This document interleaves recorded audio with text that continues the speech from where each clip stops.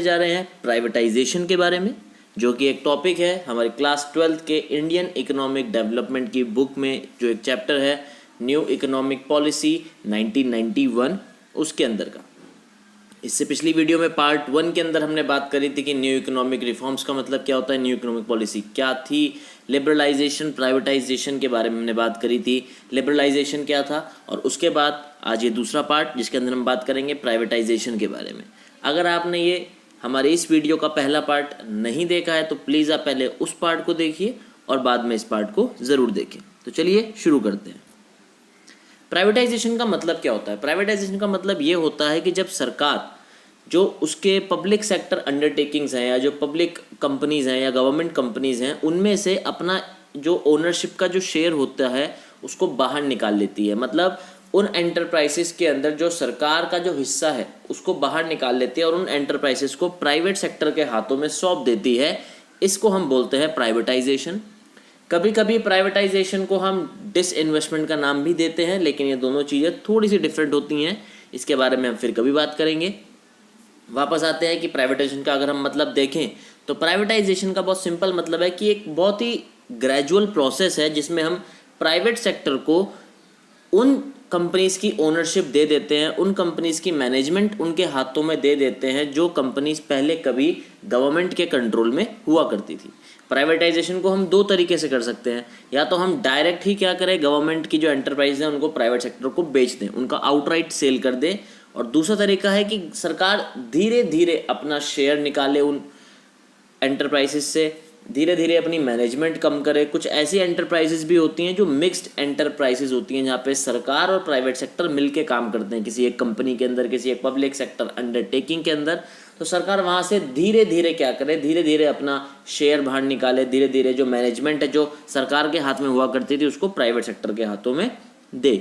तो ये है प्राइवेटाइजेशन का बहुत ही सिंपल मीनिंग है। इतना ज़्यादा इस चैप्टर के अंदर एलैबोरेट नहीं किया गया है और ना ही आपके क्वेश्चन पेपर में या जब आप क्वेश्चन देखेंगे बोर्ड में तो आपको इतना बड़ा क्वेश्चन इस चैप्टर से देखने को नहीं मिलेगा अगर हम बात करते हैं प्राइवेटाइजेशन के बारे में। अब बात करते हैं कि प्राइवेटाइजेशन की ज़रूरत क्यों थी भारत को। जब भारत के अंदर सेकेंड 5 ईयर प्लान के अंदर पीसी महालानोबिस और नेहरू जी ने जो एक प्लान बनाया, that is PC Mahalanobis and Nehru plan, जिसके अंदर इंडस्ट्रियल सेक्टर को काफ़ी ज़्यादा क्या दी गई, इंपॉर्टेंस दी गई। सेकेंड 5 ईयर प्लान से इंडस्ट्रियलाइजेशन की शुरुआत हुई।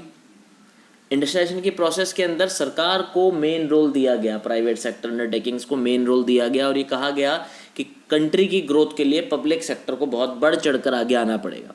1956 के अंदर हमने एक इंडस्ट्रियल पॉलिसी रेजोल्यूशन निकाला जिसके अंदर ये बताया गया कि 3 तरीके की इंडस्ट्रीज़ को क्लासिफाई किया गया, जिसमें से 18 तरीके की इंडस्ट्री, 17 तरीके की इंडस्ट्री किसके लिए दी गई, सरकार के लिए रिजर्व कर दी गई।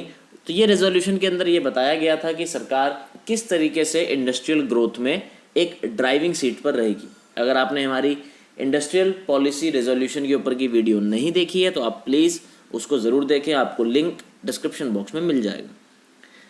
साथ में जब PSUs का स्प्रेड हो रहा था 1952 के बाद से, 1951 के बाद से हम कह सकते हैं कि जब स्प्रेड होना शुरू हुआ तब ये देखा गया कि जो इंडस्ट्री का जो बेस है ना वो डाइवर्सिफाई होना शुरू हो गया।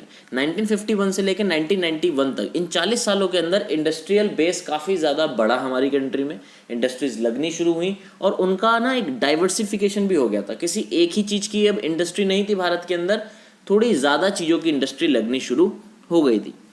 इसकी वजह से ही क्या हुआ है, इसकी वजह से ही इंडस्ट्रीज़ के लगने की वजह से ही जो हमारी इकोनॉमी है वो एक स्ट्रक्चरल ट्रांसफॉर्मेशन विटनेस कर चुकी है। हमारी कंट्री के अंदर स्ट्रक्चरल ट्रांसफॉर्मेशन हुआ। इसका मतलब क्या होता है कि लोग जब एग्रीकल्चर से निकल कर किन्हीं दूसरे सेक्टर्स के अंदर भी जाते हैं काम करने के लिए। इंडस्ट्रीज़ के लगने से स्ट्रक्चरल ट्रांसफॉर्मेशन इस तरीके से हुआ कि जो हमारा सबसे जो बिगेस्ट कॉन्ट्रीब्यूटर था GDP में, एग्रीकल्चर सेक्टर, वो 3rd नंबर पे आ गया और जो सबसे छोटा कंट्रीब्यूटर था यानी इंडस्ट्रियल सेक्टर वो नंबर 1 पर आ गया। मतलब सबसे ज़्यादा कंट्रीब्यूशन इंडस्ट्रियल सेक्टर से मिलना शुरू हो गया। सरकार ने देखा कि 9 इंडस्ट्रीज़ या 9 कंपनीज़ उसकी ऐसी थीं जो कि प्रॉफिट कमा रही थी, जो प्रॉफिट मेकिंग कंपनीज थी। तो सरकार ने उनको नवरत्न का नाम दे दिया। नवरत्न जो किंग विक्रमादित्य की कोर्ट में 9 कोर्टियर्स हुआ करते थे, साथ में अकबर की कोर्ट में भी हुआ करते थे। तो ये किंग विक्रमादित्य के कोर्ट से उठाया गया कॉन्सेप्ट है कि वो 9 लोग जो अपने अपने क्षेत्र में बहुत ज़्यादा एमिनेंट हैं, बहुत ज़्यादा एक्सपर्ट हैं, बहुत ज़्यादा परफेक्ट हैं, उनको नवरत्न कहा जाता था। तो ऐसे ही भारत की कुछ 9 ऐसी पब्लिक कंपनीज जो बहुत ही अच्छा काम कर रही थी, प्रॉफिट कमा के दे रही थी, उनको नवरत्न बनाया गया। लेकिन धीरे धीरे क्या हुआ, ये जो गवर्नमेंट की जो अपनी कंपनीज थी, पीएसयूज थी, ये एक डेड वेट बन गई। इनके अंदर लॉसेस बहुत ज़्यादा होने लगे, करप्शन बहुत ज़्यादा बढ़ गया, लीकेज होने लगी, मतलब कि कोई भी सीक्रेट कंपनी के अंदर नहीं रहता था, बाहर निकल जाता था मार्केट में, बहुत ही दिक्कत होने लगी।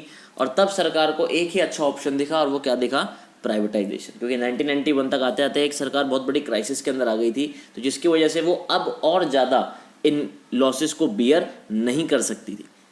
तो 1991 में गवर्नमेंट ने डिसाइड करा कि वो अपनी इक्विटी और साथ में दूसरी कंपनीज किसको बेच देगी, प्राइवेट सेक्टर को बेच देगी। नवरत्ना को बेचने की बात करी गई कि नवरत्न को भी बेच देना चाहिए, लेकिन एक पॉलिटिकल प्रेशर झेलने को मिला विपक्ष के द्वारा, लोगों के द्वारा, कि इन 9 रत्नों को नहीं बेचना चाहिए। तो सरकार ने इन नवरत्ना को हेल्ड बैक करा, इनको प्राइवेटाइजेशन के अंदर किसी भी प्राइवेट सेक्टर को नहीं बेचा गया।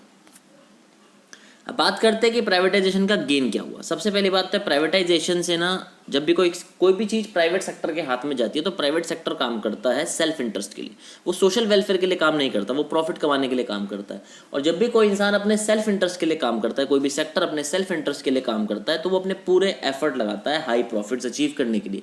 तो एफिशिएंसी और हाई प्रोडक्टिविटी प्राइवेटाइजेशन के मेन गोल हैं, मेन एम्स हैं और मेन गेन्स भी हैं।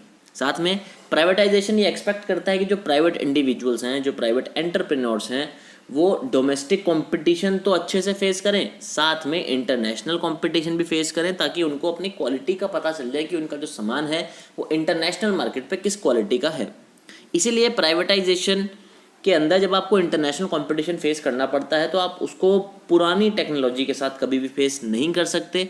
इसीलिए प्राइवेटाइजेशन ये फैसिलिटेट भी करता है कि कंट्री के अंदर टाइम पर टेक्नोलॉजी अपग्रेड होती रहे और मॉडर्नाइजेशन भी होती रहे।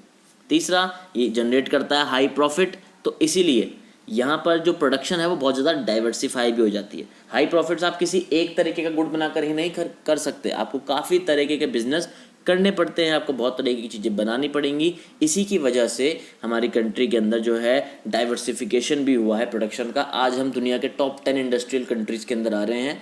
तो इसमें एक बहुत बड़ा जो हम ये कह सकते हैं कि कंट्रीब्यूशन प्राइवेटाइजेशन की वजह से भी हुआ है। और साथ में it promotes consumers sovereignty. Private sector के लिए कंज्यूमर सबसे ज़्यादा इम्पॉर्टेंट स्टेक होल्डर है बिजनेस का। कंज्यूमर सोवरेन है, कंज्यूमर के ऊपर कुछ नहीं है। पहले ऐसा होता था कि लोग कहा करते थे कैविएट एम्प्टर, कैविएट एम्प्टर का मतलब होता था लेट द कंज्यूमर बिवेयर। अब ऐसा नहीं है, अब है कैविएट वेंडिटर। इसका मतलब क्या है, लेट द सेलर बिवेयर। मतलब अब ये सेलर देखेगा, ये प्रोड्यूसर देखेगा कि वो कंज्यूमर की नीड के हिसाब से प्रोड्यूस करे। तो प्राइवेटाइजेशन की वजह से कंज्यूमर्स को एक मेन रोल दे दिया गया, क्योंकि कंज्यूमर पैसा पे करता है अच्छी क्वालिटी के लिए। तो इसीलिए कंज्यूमर को सोवरेन बना दिया है प्राइवेटाइजेशन ने। कंज्यूमर के ऊपर अब यहाँ पर कोई भी नहीं है। अब बात करते हैं प्राइवेटाइजेशन के लॉसेस क्या हुए।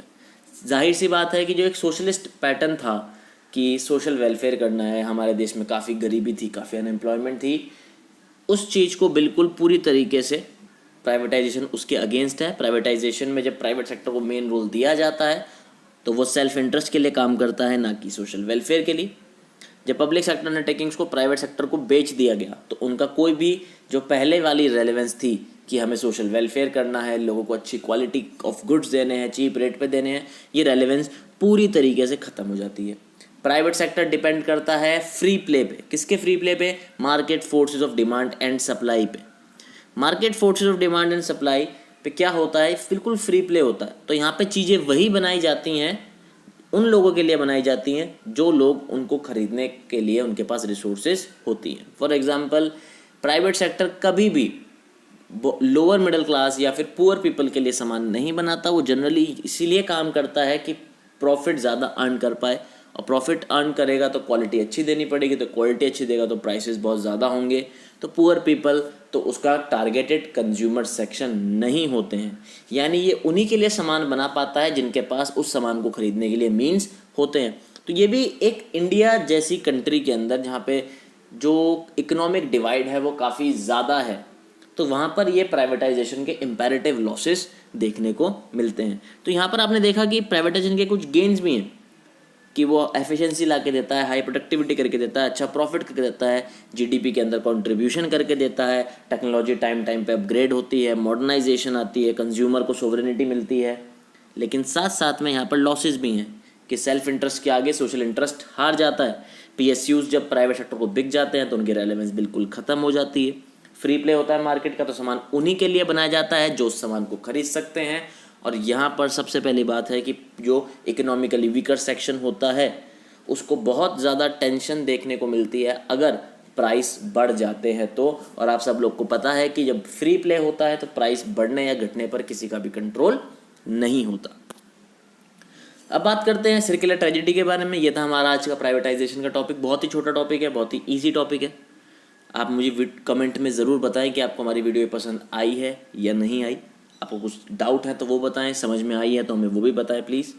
बात करते हैं सर्कुलर ट्रेजेडी के ऊपर। सर्कुलर एक छोटा सा टाउन है आंध्र प्रदेश में जो अपनी पावर लूम इंडस्ट्री के लिए बहुत फेमस है। पावर लूम मतलब जहाँ पर कपड़ा बनाया जाता है मशीन की मदद से। वहाँ पे यही ये पावर लूम इंडस्ट्री है, ये वहाँ के लोकल लोगों का मेन लाइवलीहुड है, वो इससे अपनी जीविका अर्न करते हैं। लेकिन जब से पावर लूम इंडस्ट्री का प्राइवेटाइजेशन किया गया है सिलसिला में, तो जो रेट है पावर सप्लाई के वो बढ़ चुके हैं, जिसकी वजह से कॉस्ट बढ़ चुकी है प्रोडक्शन की, और जो वर्कर्स हैं उनकी वेजेस के अंदर कट किया गया है। इसी की वजह कॉस्ट के बढ़ने से पावर लूम में जो प्रोडक्शन होती थी उसको भी बहुत कम कर दिया गया है। तो जब प्रोडक्शन बहुत कम हो जाएगी तो वेजेस भी कट होंगी, तो ऑब्वियस बात है। तो ये जो प्राइवेटाइजेशन हुई है इसका ट्रेजेडी क्या निकली? इसकी ट्रेजेडी ये निकली है कि वेजेस इतनी ज़्यादा कम हो गई थी या पावर सप्लाई के दाम इतने ज़्यादा बढ़ गए थे कि वर्कर्स को बहुत ही कम वेजेस मिलने लगे। इतनी वेजेस मिलती थी उनको कि वो अपनी फैमिली का पेट भी नहीं भर पाते थे। बहुत ही कम वेजेस हो गई उनकी, बहुत वेजेस काट ली गई। इसी की वजह से एक टाइम आने पर 50 वर्कर्स ने वहाँ पर सुसाइड कर ली।